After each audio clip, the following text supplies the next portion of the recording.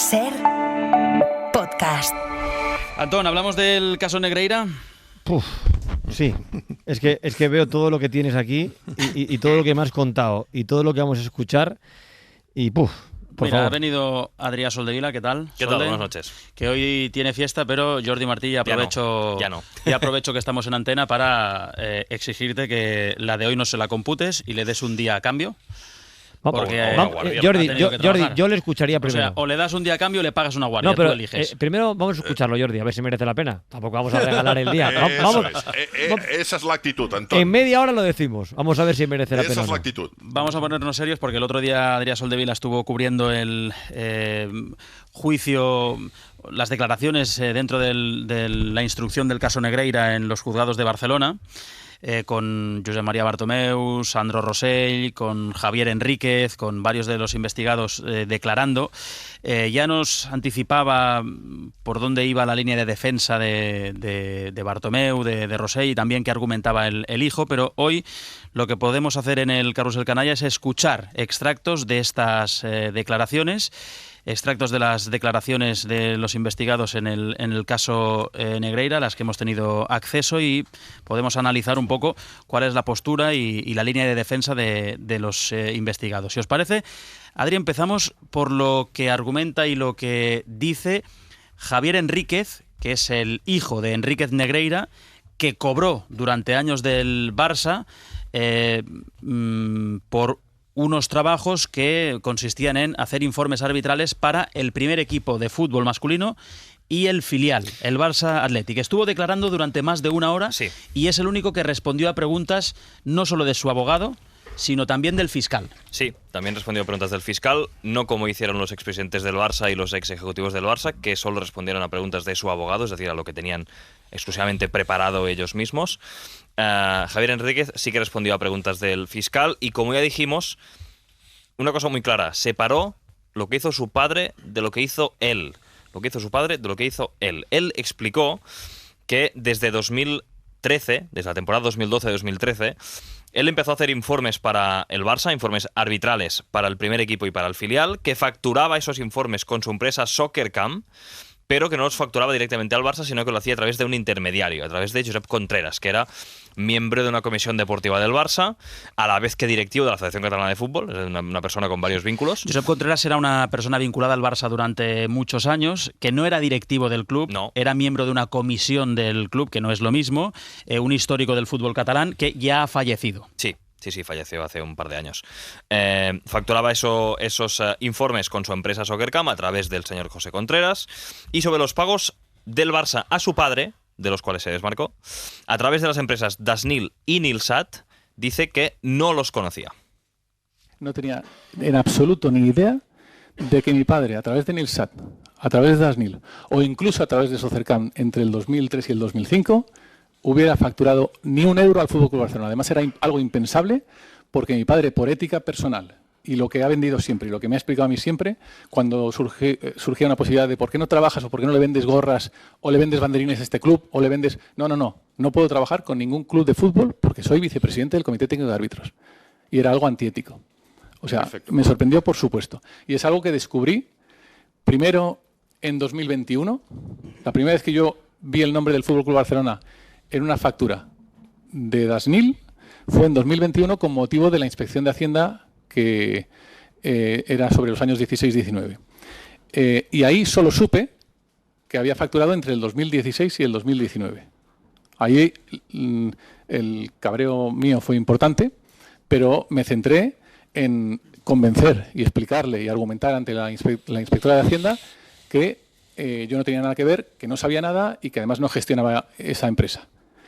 Y luego me enteré en diciembre del 2022, tras una llamada de la SER, que fueron los que sacaron la noticia, que mi padre había facturado desde mucho más atrás, desde 2001, 2002 o no sé exactamente la fecha. Perfecto. Y esto fue en el 2022. Desde 2001. Hasta 2018, desde donde facturaba su padre. Es importante lo de los nombres de las empresas, Dasnil y Nilsat, porque él constaba como administrador de esta empresa. Sí, y él ha dicho claramente ante la jueza que él solo era un administrador de paja, que su padre lo hacía todo, le llevaba la contabilidad, que lo llevaba todo. Un matiz, dice en esta declaración que Soccercam también le facturó al Barça de 2003 a 2005. Eso fue porque el señor Enríquez Negreira no podía facturar con sus empresas Nilsat y Dasnil en esa época, porque cobraba unos pagos del Estado por una enfermedad, digamos, y puso a la empresa de su hijo para facturar esos trabajos al Barça, pero su hijo no lo sabía. Eso es lo que declara Javier Enríquez en sede judicial, que él se entera primero por la inspección de Hacienda y después por la llamada de la SER de que su padre ha estado facturando durante años al Barça y que, cito textual, cogió un cabreo muy importante. Vamos, que su padre se la había clavado hasta donde pone Toledo y encima le había mentido con lo de la ética, de la profesionalidad y demás, ¿no? Sí, y insiste en eso. Insiste en que cuando se enteró llamó a su padre y se le puso agresivo. Una pregunta, en algún momento... Espera, escuchamos primero a Javier Enríquez. Hay un cuadro en que salen todos los años las sociedades que han facturado al Fútbol Club Barcelona, que suman más de 7 millones de euros. De todas esas cantidades, usted... ¿ha hecho trabajos para cobrar esas cantidades? Ninguna cantidad corresponde a ningún trabajo hecho por mí que tuviera como objetivo o como cliente final el Fútbol Club Barcelona. O sea, las cantidades que usted cobró son exclusivamente por las que facturó a las sociedades del señor Contreras. Así es, ¿Es así? Sí. Que son los informes que obran en la causa que aportó el Fútbol Club Barcelona. Y muchos más que existen desde el 2012-13. ¿Tiene usted informes anteriores? Yo dispongo, si no de todos, de casi todos los informes. ¿Los podría aportar? Sí, claro. Mire, usted cuando conoce todo esto, le pidió explicaciones a su padre de qué es lo que había pasado. Claro.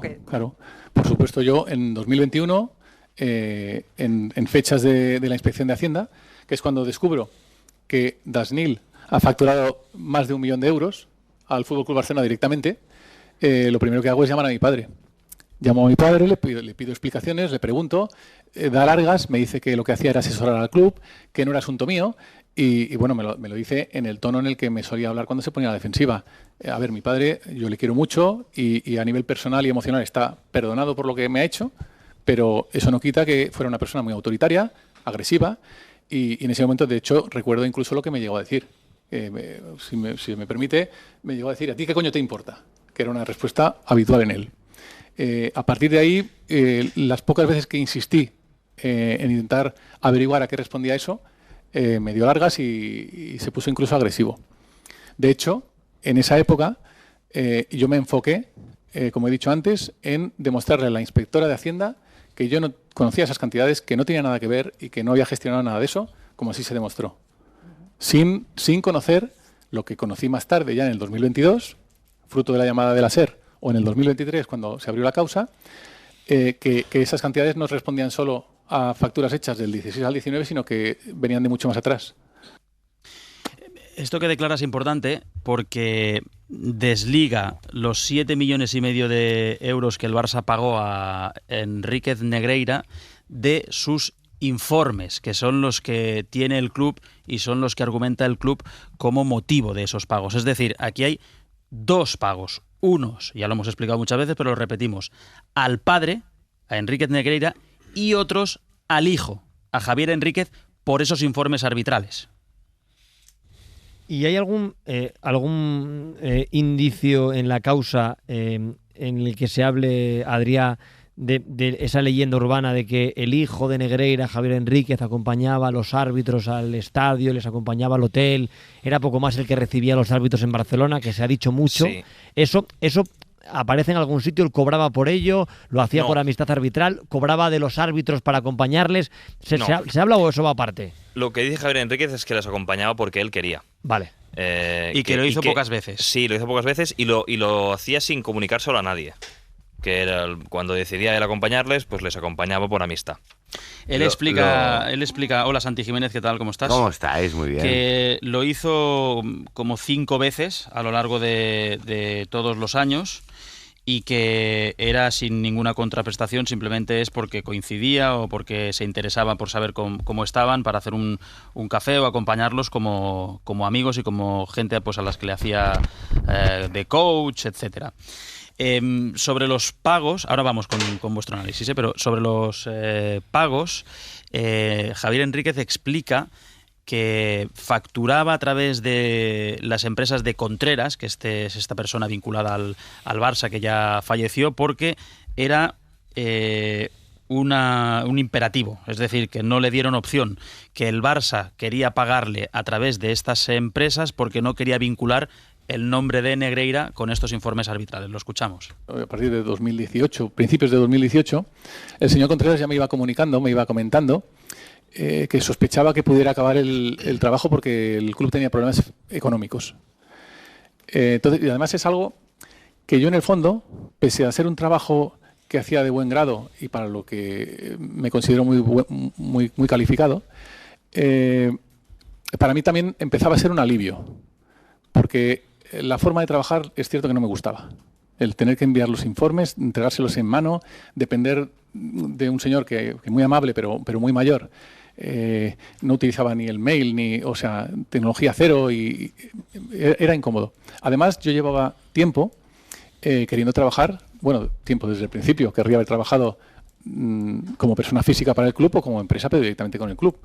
Entonces, para mí se me abría un poquito la posibilidad, si se dejaba de contar con los informes, de poder abrirme como mercado y poder acabar trabajando de una forma más normal, más lógica.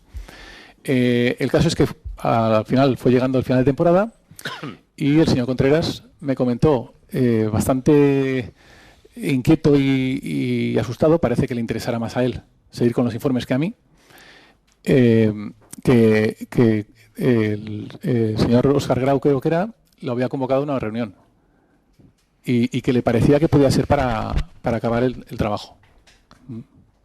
Y se acabó, efectivamente. Y se acabó. Se acabó en 2018. Sí. Los pagos al padre y al hijo, que facturaba, como explicamos, a través de esta empresa. Él mismo declara que cobró unos 70.000 euros anuales. 70.000 euros anuales multiplicados por los años que estuvo dan más o menos entre 400 y 500.000 euros, más o menos, sí, para los trabajos del hijo, de Javier Enríquez. Sí, porque cada año facturaba un poco distinto, no era cada año exactamente lo mismo. Sí, de hecho él explica que es el propio Contreras el que le iba diciendo lo que tenía que poner de dinero en la factura, que él lo veía raro, pero que era como le habían dicho que lo tenía que hacer, y que él dejaba un sobre a Contreras después de cada partido, y era Contreras quien lo llevaba al club, y que sí que tuvo en algunos momentos contacto con Albert Solé, que era el jefe de deportes profesionales del Barça. Esto es lo que declara el hijo durante más de una hora a preguntas de su defensa y también de la Fiscalía. Que por cierto, ya suena y huele todo fatal que te digan, no, hazme un informe, este cuesta 50.000, este cuesta 3.000, este cuesta 2.000, lo que me diga el club, etcétera, etcétera, ahora sí, ahora no. Es que ya es una cosa con un tufo terrible, la verdad. Josep María Bartomeu, claro, como decía Solde, responden solo a preguntas de su defensa. Con lo cual estaba todo absolutamente preparado. Exacto. Claro. Y lo que responde Bartomeu a por qué prescindieron de estos servicios es por lo mismo que ha explicado el hijo, por una cuestión económica. Exactamente. Bueno, se prescinde de sus servicios en el año 18, aproximadamente en el primer trimestre del año 2018. Óscar Grau, el director general del club, y Pep Segura, el director deportivo, me explican que están haciendo una reducción de gastos del club, no solamente en la área deportiva, afectaba a todos los ámbitos del club, el ámbito social, la fundación, el ámbito económico, el ámbito comercial, y que había una serie de gastos que querían reducir, y uno de ellos era los servicios de asesoramiento de Javier. Me dijeron que no hacía falta, que era prescindible y que se haría de forma interna estos informes arbitrales y informes de los partidos, tanto el Barça A como el Barça B. Y sé que en el primer trimestre del año 2018 le comunicaron a Javier que aquella sería su última temporada. Es decir, que él acabaría su trabajo el 30 de junio o en el último partido que tuviese el Barça en el año 2018. Si prescindimos y hay un ahorro y a la área deportiva no le importa ahorrarse, no le importa ahorrarse el dinero y hacerlo de otra manera, pues me pareció bien. Bartomeu explicó que había más de 650 informes, más de 50 DVDs. 3 años más tarde, dice, 3 años más tarde de entrar en el club, dice que supo que esos informes los hacía Javier Enríquez. Sí, él dice que se lo explican en 2010, cuando él entra en el club con Sandro Rosell, vicepresidente deportivo, que hay una serie de servicios. Y cita, por ejemplo, los de catering, limpieza, seguridad y también estos asesoramientos arbitrales. Sí. Y que 3 años más tarde es cuando sabe que es Javier Enríquez quien los hace. Que le parece un muy buen profesional. Sí, que destacó durante la comparecencia que le parecía muy buen profesional. Hay que recordar que los pagos terminan en 2018. Correcto. Explica en este audio Bartomeu que se lo comunican, según dice el expresidente del Barça, en el primer trimestre, cuando ya se sabe que va a haber un cambio en la Federación Española de Fútbol. En el mes de mayo gana Luis Rubiales las elecciones y ya se sabe que no va a seguir ni el presidente del CTA ni el segundo del CTA. Es un año en el que todo el mundo sabe que hay un cambio después de años y años de Villar al frente de la Federación coincide y en su el gente. Tiempo con que Enríquez Negreira deja de ser el vicepresidente de los árbitros en 2018, después de muchos años. Y coincide también con que deje de influir en la selección española.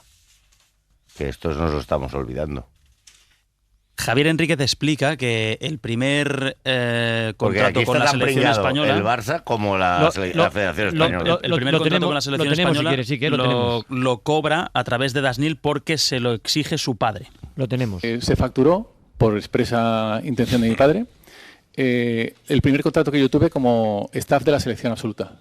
Yo formé parte del staff técnico de la selección absoluta con Luis Aragonés, al que conocía de mi época en el Valencia como jugador y como técnico, también audiovisual del Valencia en el 94-95 por allí. Y el primer contrato que tuve con la selección, 2004-2006, también mi padre insistió, no sé por qué, y yo por supuesto que cedí, en facturarlo a través de Dasnil. Dasnil es esa empresa del padre, de la que él era administrador, pero explica en el juicio que solo lo era, digamos, como pantalla. Es decir, que no conocía nada de la empresa, pero sí firmaba, que explica... Exacto, y que todo lo que facturaba algunos de los contratos a través de la empresa. Y que hay una frase que tú ya dijiste en el canalla, Santi, que el número que acompaña a Dasnil invita a pensar cosas. O sea, que se llame Dasnil 95, pues invita a pensar que ya se hacía algo desde el 95. En 2018 es cuando termina la relación entre los Negreira y el Barça, según declara Bartomeu, por una cuestión económica, porque quieren hacer recortes, y a partir de ahí es cuando llegan los burofax amenazantes de Enríquez Negreira. Exactamente. Bartomeu recibe unos burofax. De hecho, hay alguno en el que dice, bueno, voy a dejar de prestar servicio exclusivo con el Barcelona, o si quiere usted le hago el servicio exclusivo únicamente al Barcelona. Pero bueno, eran bastante amenazantes. Bartomeu respondió sobre eso y dijo que sí que sonaba un poco amenaza, pero que no le hizo demasiado caso. Bueno, este burofax, cuando lo recibí, yo entendí perfectamente que era en relación a que hacía pues casi un año que habíamos comunicado a Javier Enríquez Romero, su hijo, que prescindíamos de sus servicios, ¿no? Entonces entendí que era un poco una respuesta a... me parece muy extraño, por supuesto, muy extraño, porque en el fondo era un burofax un poco amenazante, ¿no? Si no me pagan, yo destapo, explico. La verdad es que no le hice ni caso. Lo envié a asesoría jurídica y pensé, no hay nada que esconder, no hay nada raro en toda esa operación, y pues no, creo que ni le respondió la asesoría jurídica del club. Yo no hice más caso que es... Bien. De hecho, hemos comentado hace un momento que Bartomeu supo que al cabo de 3 años de entrar en 2010 en la Junta Directiva de Rosell, supo que Javier Enríquez hacía esos informes. En el juzgado dijo que no se había reunido nunca con Negreira. Luego, es verdad que matizó estas declaraciones y dijo que sí, que una vez sí que se reunió con Negreira en 2014. Sí, fue en 2014 cuando entró como presidente ya del club, y ahí... ¿Qué Negreira estaba? Negreira padre se puso en contacto con Bartomeu. Claro, el hijo es Javier Enríquez solo. No es Negreira, el hijo. No, es que claro, aquí... Ahí Bartomeu sí que reconoce, hace un matiz, porque primero había dicho que no se había reunido nunca, y luego sí hace un matiz diciendo que hubo una reunión, no 5 o 6 como habían salido en los medios de comunicación, pero sí una en 2014 en el despacho de Enríquez Negreira, porque el propio Negreira se lo pide.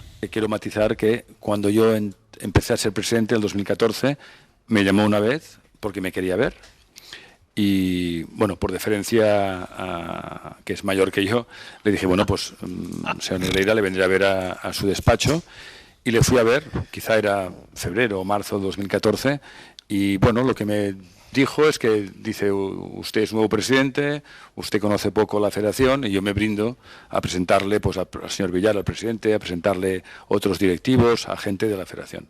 Yo le di las gracias, le dije que ya conocía a mucha gente de la federación, porque alguna vez había acompañado al presidente Rosell, pero bueno, me ofreció ese servicio y es la vez que le vi.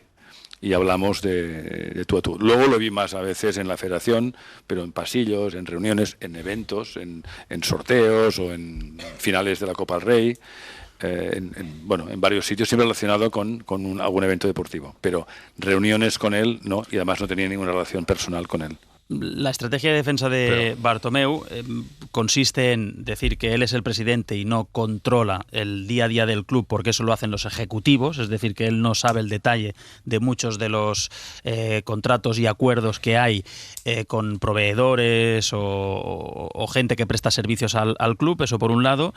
Y por otro, que el Barça pagó por unos informes, por unos trabajos que existen, que son los del hijo. Como preguntan las defensas, no hay cuestiones sobre el padre y los pagos al padre. Y después que el contrato era heredado de directivas anteriores, que eso es lo que dice también Sandro Rosell. Pero entonces sí. ¿No le han preguntado por qué hacía Negreira, el padre, para el Barcelona? ¿Por eso no le han preguntado todavía a Bartomeu? No, claro, porque las preguntas son solo de la defensa. No hay ninguna pregunta por qué le pagaban al padre y no al hijo. Ninguna. Pero eso tendrá que llegar en algún momento. Supongo que sí. Sí, pero Jesús, al final aquí, fíjate que la Fiscalía, este asunto, considera que es sota caballo rey. Es decir, aquí hay un pago y siempre que hay un pago tiene que haber una contraprestación. Claro, y la contraprestación, los servicios no han aparecido. Los servicios, la contraprestación no ha aparecido en su totalidad, ni mucho menos. La Fiscalía tiene muy claro, sota, caballo, rey, hay unos pagos y no hay contraprestación. Y si se ha generado, pregunto, a ti, Jordi, a Adrià, así que si se ha generado no sé si decirlo, una conexión real en que lo que dice Javier Enríquez es cierto, que a él le pagaron por unos informes que existen y que los pagos al padre es lo que no está justificado, lo que no saben los 7 millones que cobró Enríquez Negreira. ¿No hay una contraprestación clara de por qué se le pagaba? Los informes del hijo existen. Son como 650 informes y más de 50 DVDs. Y él defiende que eso existe. Y él defiende que puedas discutir si son a precio de mercado porque o no. Porque lo que tú has dicho es que él ingresaba aproximadamente, ingresó entre 400 y 500.000 euros por los informes. Él explica en sede judicial que eran unos 70.000 euros al año lo que cobraba por estos informes, que eran arbitrales, solo arbitrales. Lo digo porque él declara que los informes son solo arbitrales. Joan Laporta en rueda de prensa dijo que eran deportivos, de jugadores y de árbitros. También lo dice Rosell en la declaración. Dice que solo eran arbitrales para el primer equipo y para partidos el segundo, del primer equipo y del segundo. Primer equipo y filial. Esos informes existen. Y falta el resto, que se sabe que cobró Enríquez Negreira, pero no está explicado por qué servicios. Claro, pero yo lo que no entiendo es cómo todavía nadie ha preguntado a los presidentes del Barcelona por qué cobraba Enríquez Negreira. Se le ha preguntado. Se le ha preguntado 70 millones de veces. A Laporta, a Bartomeu, no dicen nada. Informes arbitrales. Aquí hay otra historia, que es, y Adrià, que está más puesto, y sí que también es, ¿cómo se cobraba esto? Esto se cobraba, aquí hay un personaje clave que es José Contreras. Sí. Muy próximo a Villar. Era el hombre de Villar en Cataluña. El hombre de Villar y de la Federación Española de Fútbol en Cataluña. Sí, señor. Este hombre es el que le iba, si no me equivoco, cuando Villar venía... Sí, le hacía de chofer. Le iba a buscar al aeropuerto, lo traía, lo llevaba, le acompañaba, le llevaba las maletas. Que no era directivo del Barça, como ha explicado Sique, sino que era un miembro de una comisión social... Deportiva, pero muy relacionada con todo lo que había.